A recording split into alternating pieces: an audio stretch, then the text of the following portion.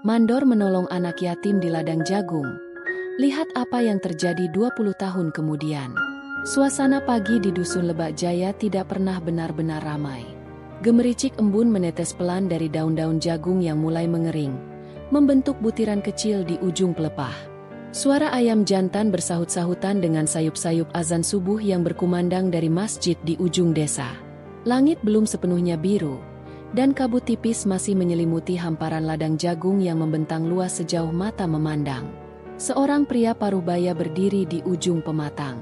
Wajahnya keras, kulitnya menggelap terbakar matahari, tapi ada ketenangan dalam sorot matanya. Dia adalah Mandor Hikam, pria yang sudah lebih dari 20 tahun bekerja di ladang jagung milik Koperasi Tani Desa. Bukan sebagai pemilik, tapi sebagai pengawas, pemimpin lapangan, dan orang yang paling tahu kapan harus menanam, kapan harus menyiram, dan kapan waktunya panen. Setiap helai rambut putih di kepalanya adalah saksi dari musim tanam yang tak terhitung jumlahnya.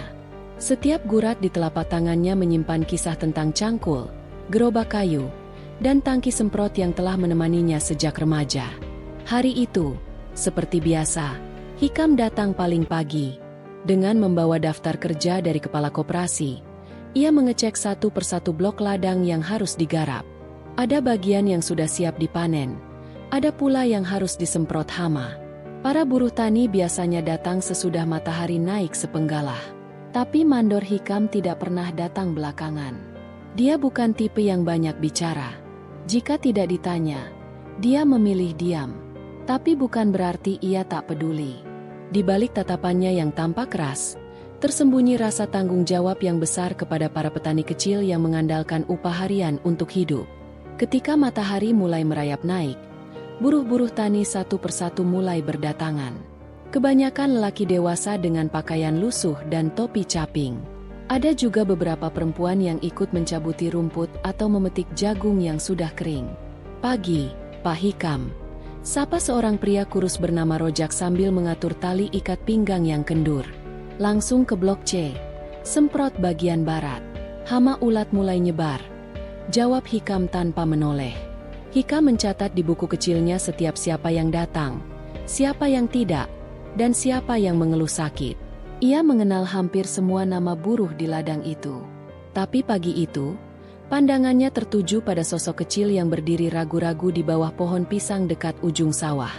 Anak laki-laki, kurus, bajunya kebesaran, dan rambutnya acak-acakan. Sekilas, anak itu terlihat seperti mengintip, tapi tidak berani mendekat. Hikam mengerutkan kening. Ia tidak kenal anak itu. Anak-anak biasanya tak pernah datang ke ladang sepagi itu, apalagi tanpa orang tua. Nak, sini," serunya sambil melipat buku catatannya. Anak itu tampak kaget, namun pelan-pelan melangkah mendekat. Wajahnya pucat. Ada bekas luka lecet di siku kanannya. Usianya mungkin sekitar 9 tahun. Tidak ada alas kaki, hanya sandal jepit putus di satu sisi yang ia jinjing. "Namamu siapa?" "Nadhif, Pak," jawab anak itu lirih. Hikam memperhatikan anak itu dari atas ke bawah. Bukan hanya penampilannya yang lusuh, tapi caranya berdiri juga menunjukkan kelelahan. Ada sesuatu yang janggal, semacam rasa lapar yang ditahan, semacam beban yang tidak seharusnya ditanggung oleh anak seusianya. "Kamu nyasar? Atau ada yang nyuruh ke sini?" Nadhif menggeleng pelan. "Saya cari kerja, Pak, biar bisa makan." Jawaban itu membuat Hikam terdiam sejenak. Dia menatap wajah anak itu, mencari tanda apakah itu sekadar akal-akalan atau benar-benar kesungguhan. Tapi mata Nadhif tak berani menatap langsung. Ia menunduk dalam-dalam. "Anak siapa kamu?" tanya Hikam. Suaranya mulai melunak. "Bapak saya meninggal waktu saya 5 tahun. Ibu saya sakit, udah gak bisa jalan. Saya tinggal sama bibi, tapi dia pindah, ninggalin saya, katanya gak sanggup. Saya tidur di pos ronda, kadang di gudang kosong dekat warung," ujar Nadhif. Kata-katanya terputus-putus. Udara pagi seketika terasa lebih dingin dari biasanya. Mandor Hikam diam, memutar isi pikirannya. Ia tahu benar betapa keras hidup di desa kecil itu. Anak-anak seharusnya berada di sekolah, bukan berjalan tanpa alas kaki mencari pekerjaan di ladang. Namun kenyataan tak selalu seideal harapan. Setelah berpikir beberapa saat, Hika menunjuk bangunan kecil beratap seng di pinggir ladang. Itu gudang pupuk, belum dipakai. Kalau kamu mau bantu bersihin jagung, angkut ke gerobak, bantu semprot. Saya kasih makan siang. Tapi ini bukan tempat buat main-main. Kalau kamu malas, saya suruh pulang. Nadhif mengangguk cepat. Wajahnya sedikit berubah. Ada secercah harapan menyelinap di matanya yang sayu. Sejak hari itu, Nadhif mulai ikut bekerja di ladang bersama para buruh. Tentu, ia tidak dipekerjakan seperti orang dewasa. Hika membatasi tugasnya pada pekerjaan ringan, menyapu jalan tanah di antara petak jagung, menyusun karung, atau membantu membawa makan siang dari warung ke para pekerja. Namun, anak itu tak pernah mengeluh. Bahkan ketika tubuhnya lelah, atau kakinya lecet karena serpihan jagung kering yang tajam, ia tetap datang esok paginya. Hika memperhatikannya diam-diam. Ia bukan orang yang mudah menunjukkan rasa iba, tapi ada sesuatu dalam diri anak itu yang membuatnya tidak tega bersikap keras.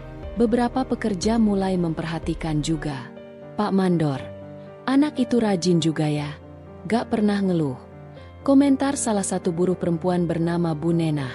Hikam hanya mengangguk. Seiring waktu, anak-anak buruh tani yang biasanya bermain di dekat ladang mulai mengenal Nadhif. Ia tidak terlalu banyak bicara, tapi cepat akrab. Anak-anak lain sesekali memberinya sisa bekal, atau mengajaknya bermain kelereng usai panen. Hikam diam-diam menyelipkan nasi bungkus lebih banyak tiap kali mengambil jatah makan siang dari warung. Ia tidak bilang itu untuk siapa.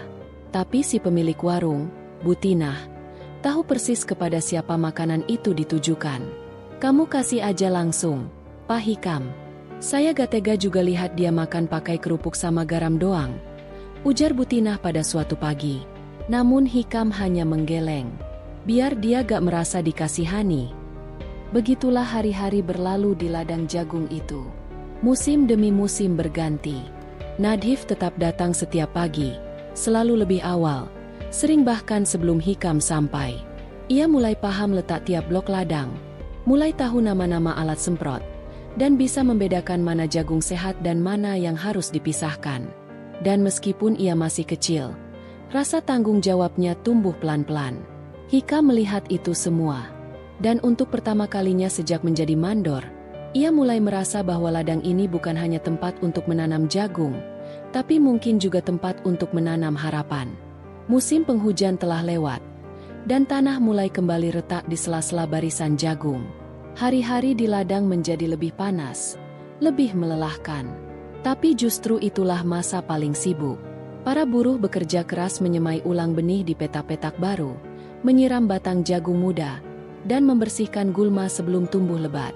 Di antara para pekerja, sosok mungil Nadhif semakin terlihat seperti bagian dari mereka. Tubuhnya mulai terbiasa dengan panas menyengat dan debu yang mengepul dari tanah kering. Ia belum genap 10 tahun, namun ketekunan dan ketahanannya mulai mengundang simpati banyak orang. Dia itu bukan anak biasa, Pak Hikam, kata Rojak suatu siang ketika mereka sedang berteduh di bawah pohon randu. Anak-anak seumur dia biasanya kabur kalau disuruh nyangkul. Ini malah betah. Gak pernah ngeluh. Hikam hanya mengangguk. Ia menyipitkan mata menatap Nadhif yang tengah memungut sisa batang jagung kering di pinggir ladang dan memasukkannya ke dalam karung. Anak itu tidak tahu dirinya sedang dibicarakan, dan tetap serius mengumpulkan potongan-potongan kecil, seolah itu emas. Namun meski wajahnya tenang, Hikam tidak pernah benar-benar lega. Ia tahu betul kehidupan di desa kecil itu tidak murah.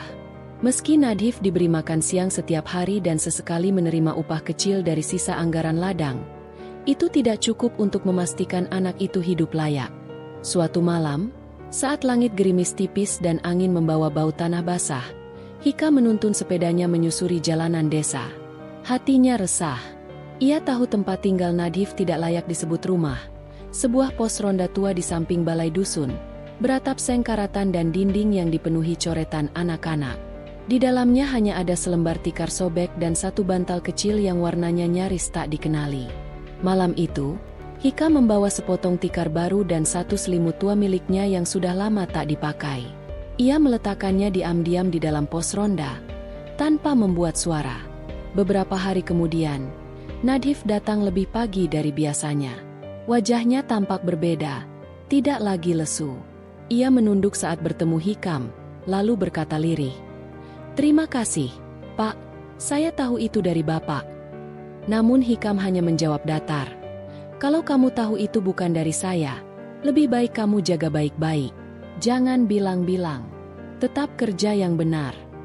Sejak malam itu, hubungan mereka mulai tumbuh, bukan dalam bentuk pelukan atau ucapan manis, tapi dalam keheningan yang saling memahami. Hikam tidak pernah menyebut Nadhif sebagai anak asuh, dan Nadhif tidak pernah menyebut Hikam sebagai ayah. Tapi ada ikatan yang tak butuh nama, tak butuh janji. Hari-hari pun bergulir. Saat musim tanam kembali datang, Nadhif sudah lebih lihai. Ia membantu membuat lubang tanam dengan kayu runcing, menyusun benih dalam kantong-kantong kecil, bahkan mulai mencatat sendiri blok-blok ladang bersama Hikam. Suatu sore, Hikam melihatnya duduk sendirian di bawah pohon dadap, menggambar di atas kertas bekas dengan arang sisa bakaran. Hikam mendekat tanpa suara dan melirik gambar itu. Ternyata gambar ladang jagung, lengkap dengan blok-bloknya dan jalur air di tengahnya.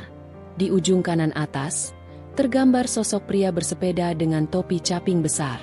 "Kamu yang gambar ini?" Nadhif mengangguk. "Saya ingat semua petaknya, Pak. Kalau nanti saya punya ladang sendiri, saya mau bikin petanya juga." Hikam tak berkata apa-apa, hanya menepuk pelan kepala anak itu. Sebuah isyarat diam yang lebih hangat dari kata-kata. Meski banyak buruh yang mulai memperhatikan kedekatan mereka, tak seorang pun mempertanyakan. Semua orang tahu, anak seperti Nadhif membutuhkan tempat berpijak, dan Hikam, dengan caranya yang keras tapi adil, memberinya tanah untuk tumbuh. Tapi dunia tidak selalu sebaik itu. Pada suatu hari, Kepala Koperasi, Pak Samuri, datang ke ladang membawa kabar bahwa jumlah tenaga kerja harus dikurangi untuk menyesuaikan anggaran tahun depan. Pendanaan desa semakin terbatas. Bukan hanya pekerja tetap yang terancam, tapi juga seluruh program pendukung termasuk makanan siang, yang bukan buruh resmi, harus dikeluarkan, kata Pak Samuri. "Kita gak bisa tampung terlalu banyak. Kasihan juga buruh tetapnya nanti kekurangan jatah." Kata-kata itu menghantam Hikam seperti batu. Ia tak langsung menjawab. Namun malam harinya, ia duduk sendirian di gubuk kecil samping ladang, menatap daftar nama yang harus dipotong. Nama Nadhif tidak ada dalam daftar resmi. Tentu saja, anak itu bahkan belum dianggap tenaga kerja. Tapi ia adalah bagian dari ladang itu. Bagian dari hidupnya. Pagi berikutnya, Nadhif datang seperti biasa. Namun saat melihat Hikam berdiri menunggu di tepi ladang, wajahnya berubah. "Ada apa, Pak? Kamu ikut saya."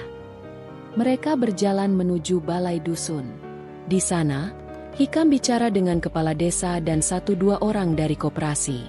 Ia tidak banyak berkata-kata, hanya meminta agar anak yatim seperti Nadhif tetap diizinkan membantu, tidak untuk digaji penuh, tapi dibolehkan tinggal di area ladang dan diberi makan. Kepala desa sempat ragu, tapi akhirnya mengangguk. "Kami kasih toleransi 1 orang, tapi tanggung jawab di bawah Bapak langsung." Hikam mengangguk sekali, lalu kembali ke ladang tanpa sepatah kata. Saat mereka berdua sampai di tepi sawah, Nadhif menatapnya pelan. "Terima kasih, Pak Hikam." Namun Hikam hanya menjawab datar seperti biasa. "Jangan bikin saya malu, udah bela-belain kamu. Kamu harus lebih rajin dari siapapun di sini." Nadhif mengangguk cepat. Ia tahu, itu bukan sekadar peringatan. Itu harapan. Dan sejak hari itu, ia bekerja lebih keras. Bukan karena takut diusir, tapi karena merasa punya utang pada orang yang pertama kali melihatnya sebagai seseorang yang layak diberi kesempatan. Musim berganti, dan tahun berjalan perlahan di desa kecil yang tak banyak berubah. Ladang jagung yang sama tetap berdiri sebagai saksi waktu. Hijau ketika masa panen tiba, lalu coklat berdebu saat musim kemarau menjemput. Dan di tengah-tengah itu, ada seorang anak yang tumbuh diam-diam, bersama sunyi tanah dan kerja keras orang-orang dewasa di sekitarnya. Nadhif kini beranjak remaja. Tubuhnya mulai tegap, meskipun masih kurus. Tapi ada sorot mata yang berbeda, tatapan yang tidak lagi takut pada dunia, melainkan penuh tekad untuk menghadapinya. Dalam 2 tahun terakhir, ia telah menjadi bayangan Pak Hikam, mengikuti kemanapun mandor itu pergi, menghafal nama-nama petak, mengenali jenis benih, bahkan mulai bisa membaca cuaca hanya dari arah angin dan bentuk awan. Para buruh ladang sudah terbiasa melihatnya memikul goni pupuk atau membagikan air minum saat siang. Anak itu tak pernah duduk diam. Kalau sedang tidak bekerja, ia duduk di belakang gubuk mandor, membuka buku usang yang diberi oleh Bu Nurul, guru relawan dari desa tetangga. Buku itu berisi dasar-dasar pertanian dan pengelolaan hasil panen. Hampir semua halaman sudah dilipat, sebagian robek di pinggirnya. Tapi itu satu-satunya buku yang ia baca berulang-ulang. "Lihat anak itu," kata Pak Rojak suatu siang. "Kalau dia terus kayak gitu, bisa-bisa lebih jago dari kita semua." Hikam hanya tersenyum kecil. Ia tahu, benih yang ditanam dengan sabar, satu hari nanti bisa tumbuh jadi pohon kuat. Tapi ia juga tahu, desa seperti ini bukan tempat ideal bagi cita-cita besar. Suatu hari, Nadhif datang lebih awal dari biasanya. Ia membawa 2 gulungan kertas yang sudah kecoklatan, bekas poster lama. Di atasnya ia menggambar dengan pensil dan spidol hitam. "Apa ini?" tanya Hikam, saat anak itu membentangkan kertasnya di atas meja bambu.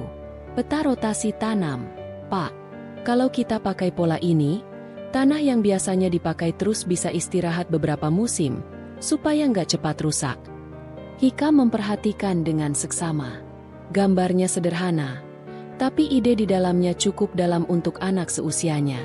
Di sekeliling garis peta ladang, Nadhif menuliskan tanda-tanda rotasi: jagung, kedelai, kacang tanah, dan jeda untuk pupuk hijau. "Kamu dapat ini dari mana?" "Dari buku pertanian yang Bu Nurul pinjamkan. Saya juga tanya-tanya waktu ke pasar. Ada petani dari desa tetangga yang sudah coba." Hikam mengangguk. Ia tidak langsung memuji, tapi jelas terlihat dari ekspresinya bahwa ia terkesan. "Kita coba musim depan. Tapi kamu harus catat hasilnya." Nadhif mengangguk semangat. Itu hari pertama ia merasa idenya dihargai bukan hanya sebagai usulan bocah, tapi sebagai masukan dari seseorang yang dianggap mampu. Sejak itu, Hikam mulai melibatkan Nadhif lebih banyak dalam keputusan-keputusan kecil. Ia mengajak Nadhif ikut rapat mingguan bersama para kepala blok, mendengarkan laporan panen dan distribusi benih. Awalnya banyak yang meremehkan, beberapa bahkan menyindir. "Masih bau kencur sudah duduk rapat." Tapi waktu menjawab segalanya. Nadhif tidak hanya duduk diam, ia mencatat, mendengar, dan kadang-kadang bertanya hal-hal yang bahkan tak terpikirkan oleh para pekerja lama. "Kalau lahan di Blok C selalu gagal panen, kenapa gak dicoba untuk ternak bebek aja, Pak? Di sana ada air melimpah." Semua terdiam. Tidak ada yang bisa menyangkal ide itu. Dan pada akhirnya, sebagian Blok C memang dialihkan menjadi peternakan kecil yang cukup menghasilkan. Malam hari, setelah semua orang pulang, Nadhif tetap tinggal di gubuk ladang. Di sana, ia membantu Hikam mencatat pengeluaran dan merapikan arsip pupuk. Mereka tidak banyak bicara, tapi perlahan-lahan, Hikam mulai membuka sisi yang selama ini tersembunyi. "Aku dulu bukan orang sabar, Div. Sebelum kamu datang, aku pikir semua orang harus kerja keras atau minggir.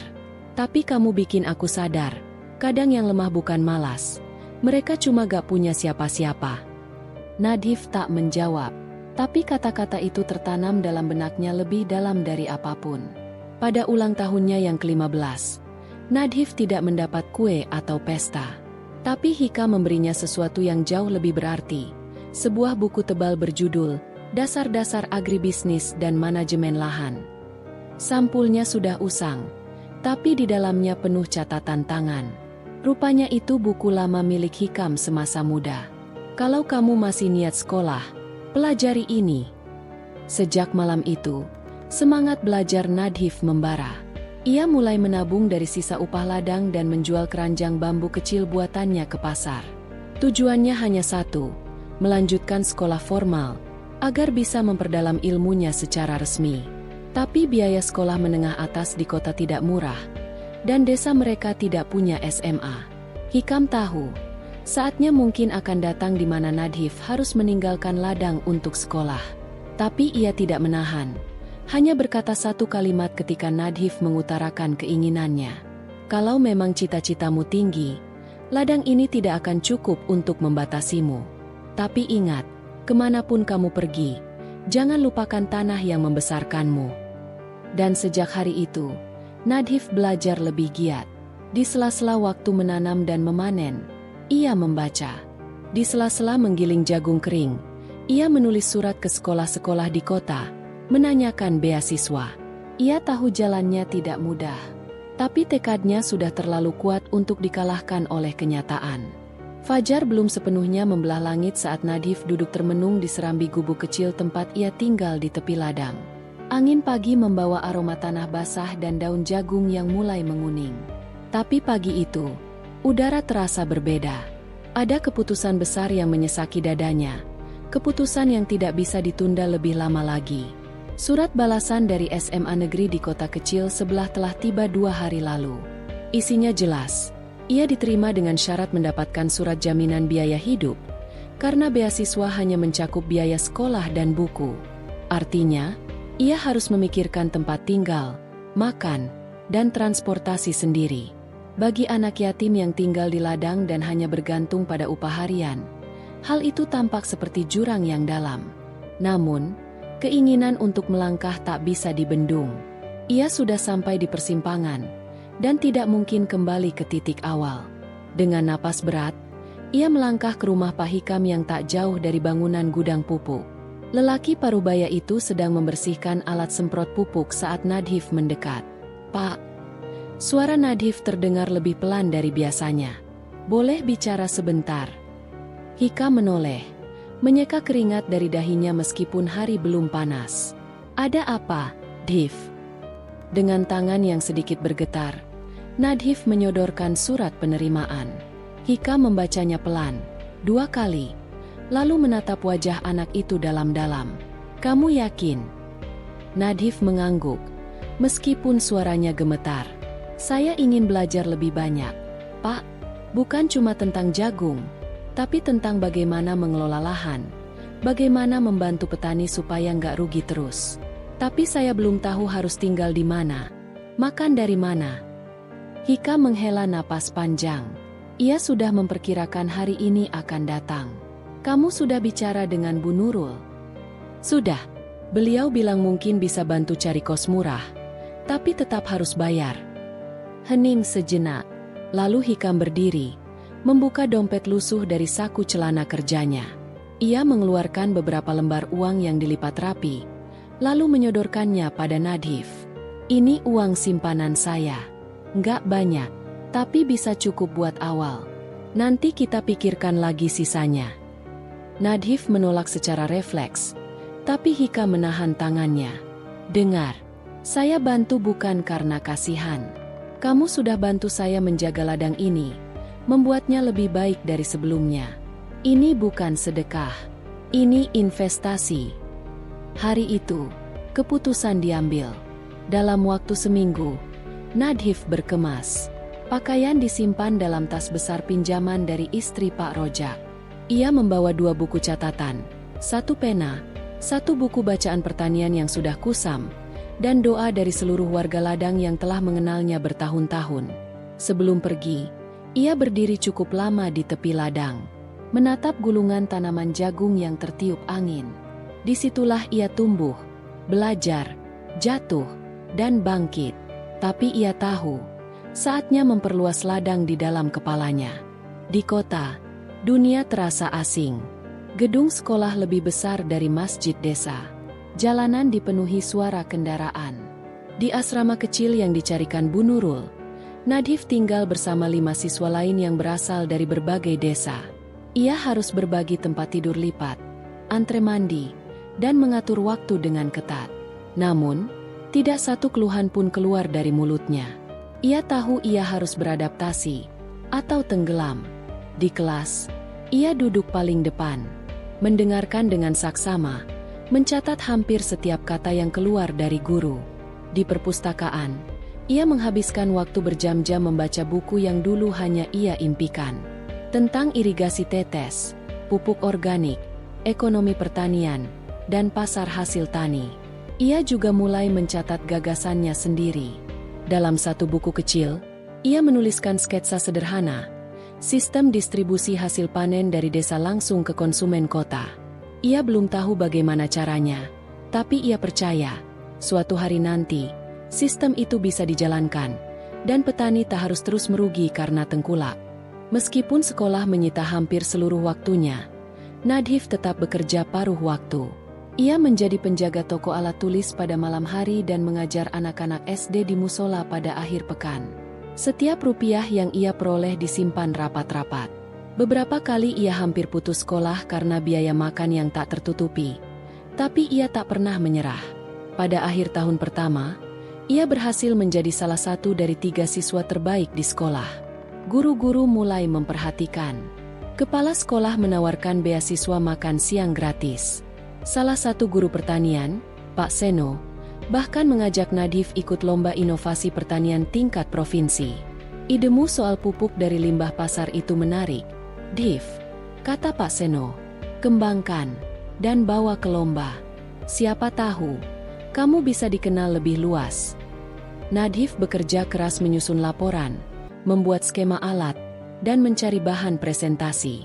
Lomba itu bukan sekadar ajang, tapi peluang. Ia sadar, semakin banyak yang tahu potensinya, semakin besar kemungkinannya untuk maju. Dan ia tak ingin gagal, bukan untuk dirinya, tapi untuk semua orang di ladang yang dulu percaya padanya. Hari perlombaan tiba. Ia mengenakan kemeja pinjaman dari teman asrama, celana kain yang mulai melar di bagian pinggang, dan sepatu yang solnya sudah ditambal. Tapi wajahnya bersinar. Di depan dewan juri, ia berbicara dengan tenang dan penuh keyakinan. Ia tidak bicara tentang teori rumit, tapi tentang pengalaman nyata. Bagaimana petani kecil bisa diangkat derajatnya jika diberi pengetahuan dan sistem yang tepat. Presentasinya sederhana, tapi menyentuh. Ia tidak membawa alat canggih, hanya semangat yang tak bisa dipalsukan. 2 minggu kemudian, hasil lomba diumumkan. Ia tidak juara 1, tapi ia mendapat penghargaan khusus, inovasi berbasis realitas lapangan. Hadiahnya tidak besar, tapi cukup untuk membayar biaya sekolah 1 semester ke depan. Dan lebih penting lagi, namanya mulai dikenal. Sejak itu, hidup Nadhif perlahan naik satu anak tangga demi anak tangga. Ia tidak langsung sukses besar, tapi ia terus melangkah. Satu hal yang tidak pernah berubah adalah, setiap malam sebelum tidur, ia membuka catatan harian kecil dan menuliskan satu kalimat. "Untuk ladang itu. Untuk Pak Hikam. Aku akan kembali." Tahun kedua di sekolah menengah atas membawa warna baru dalam hidup Nadhif. Ia tidak lagi canggung dalam bersosialisasi, meskipun tetap memilih lingkungan yang tenang dan produktif. Ia mulai dikenal bukan hanya karena kecerdasannya, tetapi juga karena kerajinannya membantu teman, mengisi kelas tambahan secara sukarela, dan memperbaiki alat laboratorium pertanian yang rusak. Guru-guru makin percaya padanya. Bu Rini, guru biologi, memberinya akses untuk membaca jurnal ilmiah dari luar negeri yang disimpan di ruang guru. Pak Seno, guru pertanian yang sejak awal memperhatikan potensinya, mengajaknya ikut kunjungan ke desa-desa binaan sekolah yang sedang mengembangkan tanaman hortikultura organik. Di sela jadwal yang padat, Nadhif tak pernah lupa menulis surat untuk Pak Hikam. Sekalipun hanya 2 lembar, surat-surat itu berisi cerita nyata, tentang pelajaran baru, tentang siswa lain yang memiliki ide-ide hebat, tentang proyek tanam hidroponik sederhana yang mulai berhasil di balkon asrama. Pak Hikam selalu membalas surat-surat itu dengan tulisan tangan yang kaku. Isinya singkat, namun bermakna. "Kami bangga padamu." Atau, "Ladang sedang tanam ulang, hujan telah turun tahun ini." Kalimat-kalimat sederhana itu menjadi energi yang memperkuat langkah Nadhif untuk terus maju. Namun, tahun kedua ini juga membawa tantangan yang lebih berat. Asrama tempat tinggalnya ditutup karena bangunan sudah dinyatakan tidak layak oleh Dinas Pendidikan. Para penghuni asrama terpaksa harus mencari tempat tinggal lain dalam waktu 1 bulan. Bagi anak-anak dari keluarga mampu, hal ini hanya soal pindah kamar. Tapi bagi Nadhif dan beberapa temannya yang menggantungkan hidup dari beasiswa dan kerja paruh waktu, ini menjadi ancaman serius. Nadhif memutar otak. Ia tahu tak mungkin tinggal di kosan umum yang tarifnya bahkan setengah dari seluruh uang bulanannya. Ia mencoba menawarkan diri untuk menjadi penjaga malam di toko buku, tetapi ditolak karena toko sudah ada pegawai tetap. Selama 2 minggu, ia tidur berpindah-pindah, kadang di ruang kelas yang kosong, kadang menumpang di rumah penjaga sekolah yang baik hati.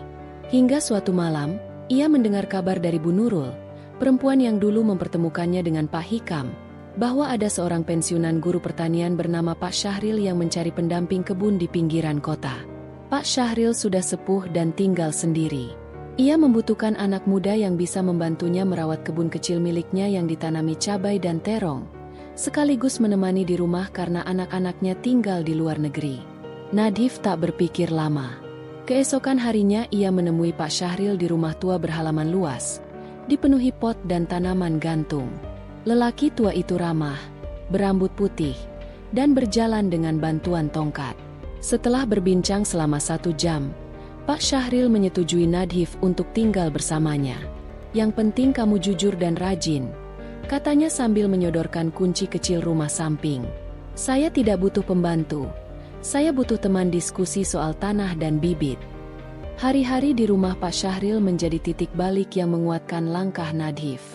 Setiap pagi ia menyiram tanaman, membersihkan gulma, dan mencatat pertumbuhan setiap rumpun cabai. Setiap sore, ia duduk berdampingan dengan Pak Syahril di beranda, mendiskusikan teori pertanian berkelanjutan, harga pupuk, dan strategi pasar untuk petani kecil. Pak Syahril mengajarinya hal-hal yang tak diajarkan di sekolah. Tentang etika berdagang hasil tani, tentang bagaimana mengelola kelompok tani, tentang komunikasi dengan pembeli secara profesional. Ia juga membuka mata Nadhif bahwa menjadi petani itu bukan soal mencangkul saja, tapi juga soal strategi dan perencanaan. Petani harus cerdas, kata Pak Syahril. Kalau tidak, dia hanya akan jadi buruh di tanah sendiri. Kata-kata itu tertanam dalam hati Nadhif. Ia mulai memimpikan lebih besar. Bukan sekadar kembali ke ladang jagung, tapi membangun sistem yang bisa membuat petani seperti Pak Hikam berdaulat. Suatu malam, Pak Syahril membawa Nadhif ke ruang baca kecil yang terletak di lantai 2 rumahnya. Ruangan itu penuh dengan rak buku pertanian, jurnal, majalah, dan kliping koran lama. Di sudut ruangan, terdapat lemari kaca yang menyimpan puluhan piagam dan medali dari berbagai lomba dan pelatihan. Dulu, saya seperti kamu, penuh semangat, ujar Pak Syahril sambil mengusap debu dari satu piagam. Tapi saya kehabisan teman untuk meneruskan ini. Kamu mungkin bisa menjadi kelanjutannya. Nadhif hanya bisa menunduk, matanya berkaca-kaca. Ia tahu kepercayaan itu bukan main-main. Sejak saat itu, setiap malam ia menyempatkan 1 jam untuk membaca buku dari perpustakaan pribadi Pak Syahril. Tentang pertanian terpadu, tentang koperasi tani, bahkan sampai artikel soal digitalisasi rantai distribusi hasil tani. Di sekolah, ia mengimplementasikan semua yang ia pelajari. Ia mengusulkan proyek budidaya jahe merah dalam pot, bekerja sama dengan koperasi siswa. Proyek itu sukses besar. Bahkan beberapa guru mulai membeli hasil panen jahe mereka. Beberapa bulan kemudian, sekolah mengutusnya menjadi salah satu peserta dalam pelatihan pertanian berkelanjutan di tingkat provinsi. Di sana, ia bertemu banyak siswa hebat dari berbagai kota. Namun, tak satu pun yang membuatnya merasa kecil. Ia sadar, ia memiliki hal yang tidak semua orang punya, pengalaman hidup di ladang, dan dorongan kuat untuk mengubah nasib petani dari bawah. Sebelum pulang, Nadhif menuliskan surat untuk Pak Hikam. Surat itu panjang, berisi cerita tentang rumah Pak Syahril, tentang jahe merah, tentang rencananya untuk melanjutkan ke perguruan tinggi jurusan agribisnis. Kalau Allah izinkan, saya ingin membangun sistem distribusi hasil panen langsung dari petani ke konsumen, tulisnya. Dan saya ingin itu dimulai dari ladang tempat saya dulu tumbuh. 2 minggu kemudian, ia menerima balasan dari Pak Hikam. Hanya 2 paragraf. Tapi cukup untuk membuatnya menangis. Nak Nadhif, kami semua di sini bangga padamu. Ladang jagung sedang kami tanami lagi. Tapi tak sama rasanya tanpa suaramu yang cerewet tiap sore. Kalau kelak kau jadi orang besar, jangan lupa satu hal. Ladang ini akan selalu menunggumu pulang. Lulus dari sekolah menengah atas menjadi titik awal perubahan besar bagi Nadhif. Ia dinyatakan sebagai lulusan terbaik tingkat kabupaten dan langsung direkomendasikan untuk mengikuti seleksi beasiswa ke perguruan tinggi negeri di ibu kota. Pilihannya tidak berubah sejak dulu, jurusan agribisnis. Ia sudah membulatkan tekad bahwa dunia pertanian adalah panggilan hidupnya. Pak Syahril, yang selama ini mendampinginya, ikut membantu proses administrasi beasiswa dan bahkan mengantarkannya ke kota untuk tes wawancara. Saat hari pengumuman tiba, Nadhif menerima kabar bahwa ia diterima dengan beasiswa penuh untuk 4 tahun kuliah, termasuk biaya hidup. Malam itu, di beranda rumah Pak Syahril, mereka duduk berdua dalam keheningan yang penuh makna. Angin malam menyapu lembut. Aroma daun kering menyatu dengan udara. "Perjalananmu baru dimulai," ujar Pak Syahril pelan. Nadhif mengangguk. "Saya tidak akan berhenti, Pak." Beberapa hari sebelum berangkat, Nadhif menyempatkan diri pulang ke desa. Ia ingin bertemu langsung dengan Pak Hikam dan pamit baik-baik. Begitu sampai di ladang jagung yang kini ditumbuhi tanaman muda setinggi lutut, hatinya langsung diliputi haru. Pak Hikam sedang membalik tanah dengan cangkul. Meski rambutnya lebih banyak uban, posturnya tetap tegap. "Nadhif." Suara Pak Hikam tercekat, lalu meledak jadi senyum lebar. "Astaga, kamu sudah jadi lelaki dewasa sekarang." Mereka berpelukan lama. Nadhif menatap wajah itu dengan rasa syukur yang tak bisa diungkapkan. Di gubuk ladang yang dulu jadi tempat berteduh mereka dari hujan, Nadhif bercerita semuanya. Tentang sekolah, rumah Pak Syahril, proyek jahe, dan beasiswa kuliah. Pak Hikam mendengarkan dengan seksama, kadang mengangguk pelan, kadang matanya berkaca. "Kamu sudah melangkah sangat jauh," katanya. "Tapi aku tahu sejak dulu kamu akan jadi orang." Nadhif merogoh saku dan mengeluarkan amplop kecil. "Ini untuk ladang. Tak banyak, tapi cukup untuk beli bibit dan perbaiki saluran air yang rusak." Pak Hikam menolak. "Uangmu simpan saja. Kamu akan butuh di kota besar." Namun Nadhif bersikeras. "Ladang ini tempat pertama saya mengenal hidup, Pak.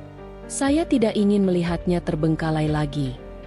Akhirnya Pak Hikam menerimanya, dengan janji akan menggunakannya sebaik mungkin.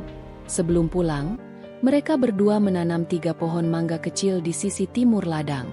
"Kalau nanti kamu pulang, dan pohon ini sudah berbuah," kata Pak Hikam, "itu artinya waktumu untuk memulai sesuatu di sini sudah tiba." Nadhif tersenyum, menanam pohon itu dengan doa dalam hati. Ia tahu, masa depan dimulai dari mimpi kecil dan kerja keras yang tak pernah berhenti. Kehidupan kuliah di ibu kota tidak semudah yang dibayangkan. Meski ia mendapat beasiswa penuh, tinggal dan belajar di lingkungan yang jauh lebih kompetitif membutuhkan penyesuaian besar. Mahasiswa lain datang dari latar belakang yang lebih mapan. Banyak dari mereka punya usaha pertanian keluarga, akses teknologi, atau jaringan bisnis sejak awal. Namun seperti biasa, Nadhif tidak menyerah. Ia membawa cara hidup yang telah ia jalani selama ini. Kerja keras, disiplin, dan rendah hati. Ia selalu duduk di barisan depan saat kuliah, aktif bertanya, dan membentuk kelompok belajar bersama mahasiswa lain yang punya semangat serupa. Tugas-tugas kuliah dijalani dengan antusias. Dalam waktu 1 tahun, namanya mulai dikenal di kalangan dosen. Salah satu dosen muda, Bu Tias, memperhatikan presentasinya tentang sistem distribusi langsung hasil tani dan mengajaknya untuk menjadi asisten riset proyek Smart Farmer Network, sebuah platform digital untuk menghubungkan petani dan konsumen tanpa perantara. Proyek ini membuka pintu besar bagi Nadhif. Ia bertemu langsung dengan startup agritech, pegiat pertanian organik, hingga koperasi petani milenial. Ia mulai menulis artikel tentang sistem pasar tani, berbicara dalam forum mahasiswa, dan dipercaya mewakili kampus dalam kompetisi inovasi agribisnis tingkat nasional. Tapi di balik semua itu, Nadhif tak pernah lupa akar dirinya. Di kamar kos kecilnya, ia menempel foto ladang jagung yang diambil dari atas bukit saat matahari pagi menembus kabut. Di bawah foto itu tertulis tangan sendiri, yang menanam dengan hati, akan memanen dengan kebaikan. Setiap 3 bulan, ia menulis surat untuk Pak Hikam. Meski kini komunikasi bisa dilakukan lewat ponsel, surat tetap menjadi tradisi yang dijaganya.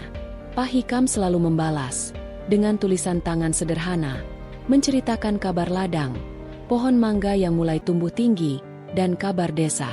Saat memasuki tahun ketiga kuliah, Nadhif mengembangkan sistem mini aplikasi yang ia beri nama Langsung Tani.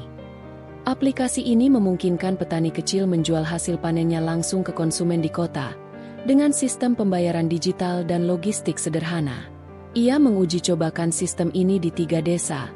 Salah satunya adalah desanya sendiri. Pak Hikam menjadi petani pertama yang mendaftar. Saat Nadhif pulang ke desa untuk survei, ia disambut bukan hanya sebagai anak yang pernah ditolong, tapi juga sebagai inovator muda yang membawa perubahan nyata.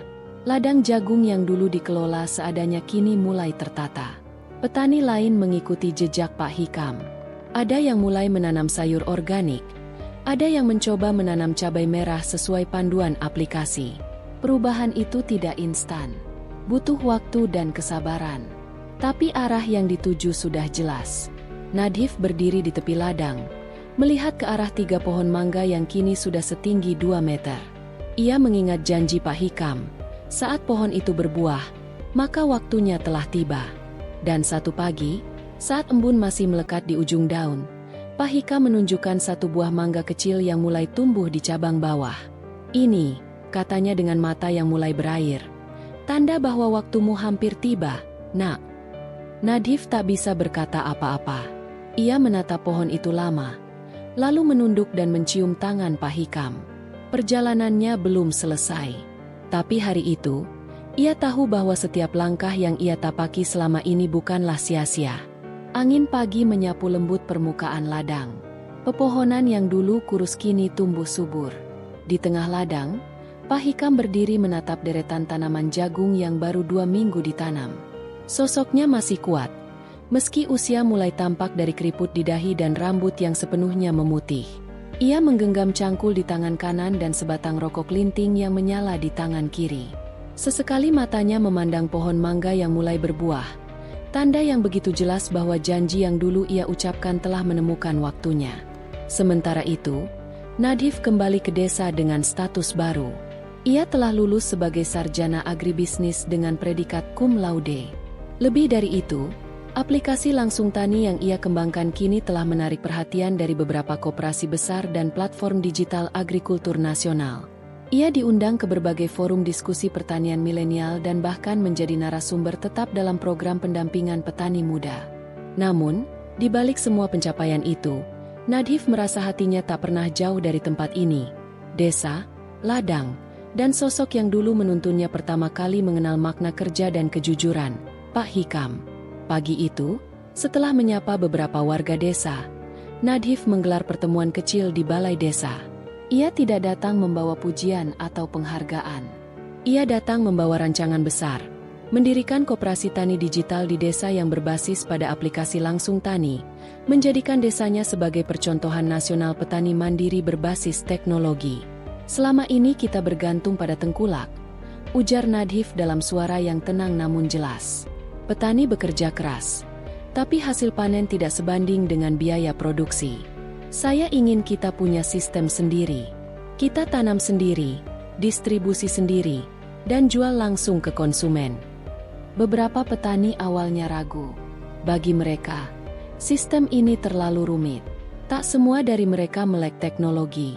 Namun, ketika Pak Hikam berdiri dan berkata, "Saya sudah coba, dan saya tidak punya HP canggih, tapi bisa."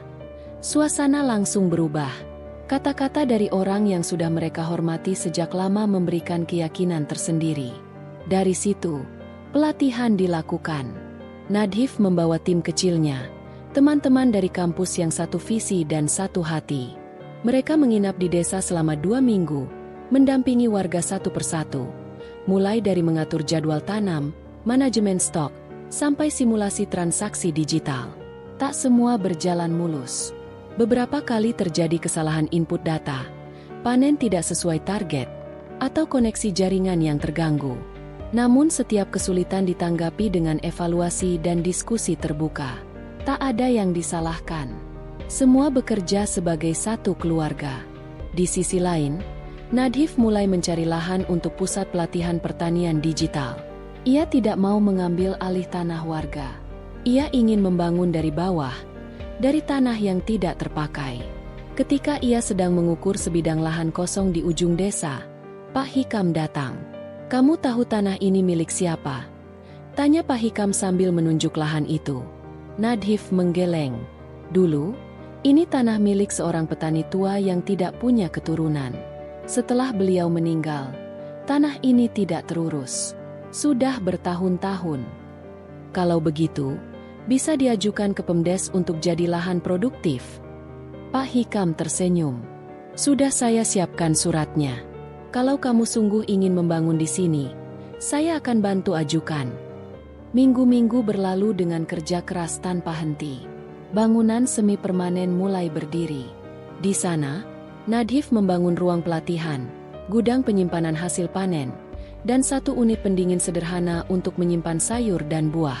Ia juga bekerja sama dengan platform logistik untuk mengatur pengiriman hasil tani ke kota terdekat. Masyarakat mulai melihat hasilnya. Harga jual produk naik 30%. Tengkulak yang biasanya memonopoli hasil panen mulai kehilangan kekuatan. Anak-anak muda desa mulai ikut turun tangan, belajar coding sederhana, belajar membuat katalog produk tani digital, dan bahkan ikut pelatihan pemasaran online. Suatu malam, ketika bulan hampir penuh dan suara jangkrik bersahutan dari semak, Nadhif duduk di depan rumah Pak Hikam.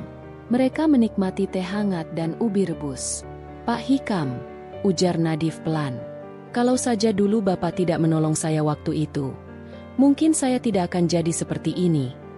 Pak Hikam menatap langit, lalu mengangguk pelan. "Saya tidak pernah menyesal menolong siapapun. Tapi melihat kamu sekarang, rasanya seperti pohon yang saya tanam dengan tangan sendiri, sekarang tumbuh jadi hutan yang menyejukkan banyak orang." Nadhif terdiam. Kata-kata itu mengguncang dadanya. Ia tahu bahwa ucapan Pak Hikam bukan sekadar perumpamaan, tapi harapan yang tumbuh perlahan selama 2 dekade terakhir, hingga kini menjadi kenyataan. "Kalau boleh saya jujur, Pak," lanjut Nadhif, "saya ingin menjadikan Bapak pembina utama koperasi desa. Bukan karena formalitas, tapi karena semua ini dimulai dari ladang Bapak." Pak Hikam terkejut. Ia tak biasa mendengar pujian, apalagi yang seperti itu. Tapi akhirnya ia menerima. Dengan syarat, "Saya tetap turun ke ladang, ya?" "Pasti, Pak." Koperasi itu dinamai Koperasi Jagung Emas. Dalam 3 bulan, sistem distribusi produk jagung, sayur, dan rempah dari desa ke kota mulai stabil. Konsumen mulai percaya. Beberapa restoran besar di kota mendaftar sebagai pelanggan tetap. Bahkan supermarket lokal ikut menjalin kontrak.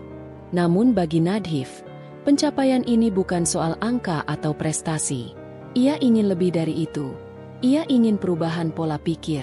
Maka ia menggelar kelas inspirasi mingguan di balai desa. Anak-anak sekolah dasar diajak mengenal cara bertani modern, belajar tentang tanah, tentang pupuk organik, bahkan cara sederhana membangun sistem irigasi tetes. Tak jarang ia juga memutarkan video dokumenter pertanian dari negara lain, lalu membandingkannya dengan situasi di desa. "Apa kamu ingin pergi ke Jepang dan melihat sistem pertanian mereka?" tanyanya pada anak-anak.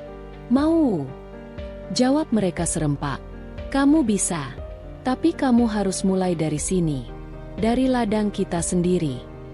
Pada hari jadi koperasi yang pertama, seluruh warga berkumpul di halaman balai desa. Ada panggung kecil, makanan sederhana, dan suasana penuh kehangatan. Nadhif berdiri di panggung, lalu memanggil Pak Hikam ke depan. Ia menyerahkan plakat kecil bertuliskan, "Untuk Hikam bin Saleh, yang menanam tanpa berharap imbalan, namun memanen masa depan yang tak terduga." Pak Hikam memeluk Nadhif.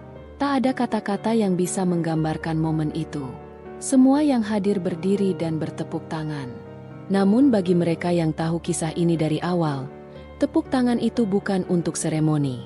Itu untuk perjalanan panjang seorang mandor dan anak yatim yang ditautkan oleh satu hal sederhana, kebaikan yang ikhlas. 2 musim telah berganti sejak Koperasi Jagung Emas berdiri. Hujan yang sempat membanjiri ladang tak menyurutkan semangat para petani desa. Sebaliknya, mereka kini semakin tangguh. Kebersamaan yang tercipta tidak hanya pada kerja-kerja fisik, tetapi juga dalam keputusan-keputusan penting yang menyangkut masa depan desa. Nadhif yang kini sudah menjadi bagian dari struktur desa sebagai penasihat pertanian, memusatkan energinya untuk memperluas dampak. Ia ingin desa ini menjadi pusat pelatihan pertanian berbasis teknologi untuk daerah sekitar. Ia tahu, gagasan ini bukan sekadar ambisi pribadi, tapi jawaban bagi banyak desa lain yang selama ini tertinggal karena terbatasnya akses informasi dan manajemen hasil tani. Namun, seiring semakin dikenalnya koperasi mereka, mulai muncul tantangan baru. Salah satunya datang dari luar desa. Pihak tengkulak lama yang selama ini menggantungkan hidup dari kontrol atas panen para petani. Beberapa di antara mereka mencoba menyusup kembali, menawarkan harga sedikit lebih tinggi, mengiming-imingi bantuan alat gratis, hingga menyebarkan rumor bahwa koperasi akan bangkrut. Suatu sore, ketika Nadhif sedang mengecek sistem keuangan koperasi, Pak Hikam datang dengan raut wajah yang tak biasanya. Ada kerut serius di dahinya. "Div, ada yang perlu kita bicarakan." Nadhif menutup laptop dan mengalihkan pandangan. "Ada apa, Pak?" "Ada 5 petani yang kemarin mendadak menarik panennya dari koperasi. Mereka jual ke tengkulak." Nadhif mengangguk pelan. "Saya sudah dengar juga dari Buruk Mini. Mereka ditawari harga lebih tinggi." "Betul. Tapi saya rasa ini bukan hanya soal harga. Mereka mulai termakan omongan kalau koperasi ini hanya sementara. Katanya nanti kalau kamu sudah sukses, kamu akan tinggalin desa." Wajah Nadhif menegang. "Padahal tujuan saya justru kebalikannya, Pak. Saya tahu. Tapi tidak semua orang bisa langsung percaya. Apalagi kalau trauma masa lalu mereka dengan janji-janji kosong belum sembuh." Hening sejenak. Lalu Pak Hikam melanjutkan. "Mungkin ini waktunya kamu mulai melibatkan lebih banyak warga dalam kepemimpinan koperasi. Jangan cuma kamu dan tim luar. Libatkan mereka. Buat mereka merasa ini milik mereka juga, bukan hanya milik Nadhif."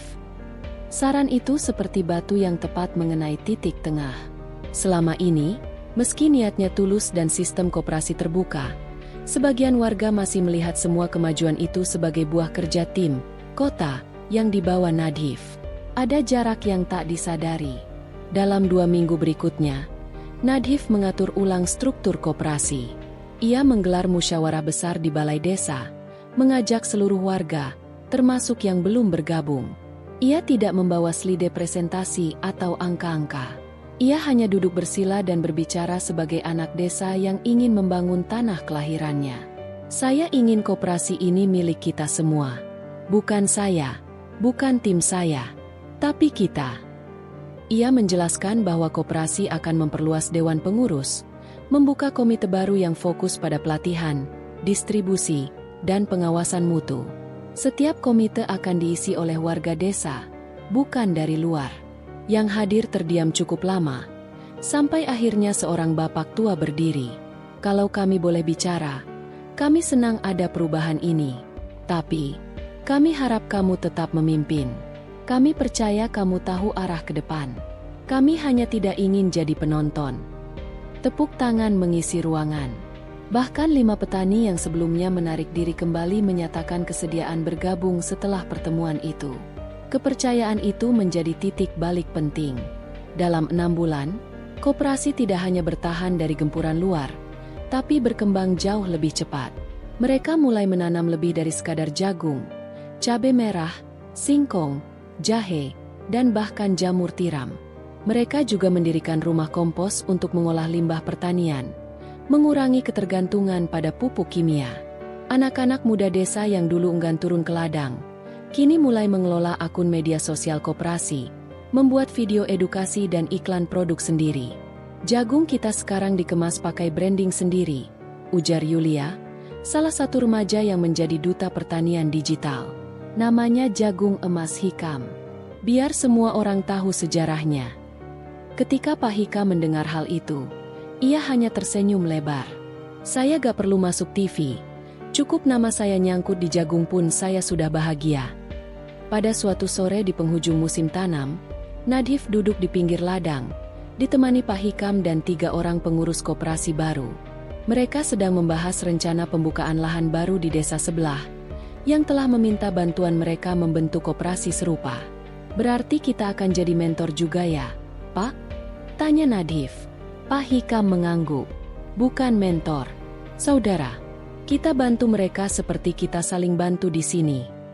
Dan harus pastikan mereka tidak bergantung pada bantuan luar. Harus mandiri. Betul, kita kasih kail, bukan ikan. Obrolan mereka terus berlanjut hingga senja. Dan di balik canda yang mengalir, ada satu keyakinan yang tumbuh subur, bahwa keberhasilan tak pernah berhenti pada satu titik. Ia terus tumbuh, menyebar, dan memberi makna bagi yang lain. Suatu malam, saat sedang mengecek laporan harian aplikasi Langsung Tani, Nadhif menerima undangan dari Kementerian Pertanian. Mereka tertarik menjadikan koperasi jagung emas sebagai model pengembangan agribisnis nasional berbasis desa. Tentu ini sebuah lompatan besar. Namun Nadhif tak ingin langkahnya melompat terlalu cepat tanpa pijakan yang kuat. Ia memanggil rapat seluruh pengurus koperasi dan warga desa. Ia berkata, "Saya diundang ke Jakarta, tapi saya tidak akan berangkat tanpa restu kalian semua. Karena saya membawa nama desa ini, bukan nama saya sendiri." Sontak ruangan penuh tepuk tangan dan dukungan. Warga desa, dari anak kecil hingga lansia, ikut mendoakan keberangkatannya. Jakarta menyambut Nadhif dengan hiruk-pikuk yang sama seperti 20 tahun lalu, saat ia pertama kali menginjak kota ini dengan satu tas lusuh dan harapan yang nyaris tinggal bayang. Tapi kali ini berbeda. Ia tidak datang dengan wajah takut dan langkah ragu. Ia datang sebagai wakil dari sebuah desa kecil yang telah membuktikan bahwa ketekunan, kejujuran, dan saling tolong-menolong masih punya tempat di zaman ini. Undangan dari Kementerian Pertanian itu bukan isapan jempol. Ia diundang sebagai pembicara dalam sebuah simposium nasional bertajuk Kemandirian Pangan Berbasis Komunitas Lokal. Selain pejabat, hadir pula akademisi, investor, perwakilan desa, dan organisasi masyarakat sipil. Nadhif tak membawa tim PR atau konsultan komunikasi. Ia hanya membawa satu flash disk yang berisi foto-foto dan video singkat hasil dokumentasi warga desa. Ia tidak datang untuk mengesankan, hanya untuk bercerita. Dan itulah yang justru menggugah para hadirin. Saat tiba gilirannya berbicara, ruangan yang semula bising oleh bisik-bisik peserta menjadi hening. Ia membuka dengan suara tenang. "Nama saya Nadhif. Saya bukan sarjana pertanian, bukan ahli agribisnis, dan saya tidak punya modal miliaran. Saya hanya seorang anak yatim dari desa kecil yang pernah ditolong oleh seorang mandor tua di ladang jagung." Ia lalu bercerita, dengan runut dan sederhana, bagaimana kisahnya dimulai. Bagaimana ia dulu nyaris tidak bisa makan, lalu ditolong oleh mandor Hikam yang memberinya pekerjaan, dan bagaimana satu tindakan kecil itu menumbuhkan tekad dalam dirinya untuk suatu hari membuat perubahan. Ia bercerita bagaimana ladang yang dulu hanya dikuasai tengkulak kini menjadi koperasi milik warga. Tentang anak-anak muda desa yang kini menjadi pengelola digital marketing. Tentang ibu-ibu yang dulu hanya menunggu hasil tani suami, kini ikut andil dalam proses distribusi hasil panen. Beberapa peserta terlihat menunduk dalam-dalam. Ada yang mengangguk perlahan, ada pula yang mencatat cepat. Setelah 15 menit, Nadhif menutup dengan kalimat yang mengendap dalam. "Desa kami mungkin kecil, tapi kepercayaan dan kebersamaan yang tumbuh di sana tak pernah kecil. Dan saya percaya, di setiap ladang, selalu ada benih kebaikan yang bisa ditanam." Tepuk tangan menggemuruh.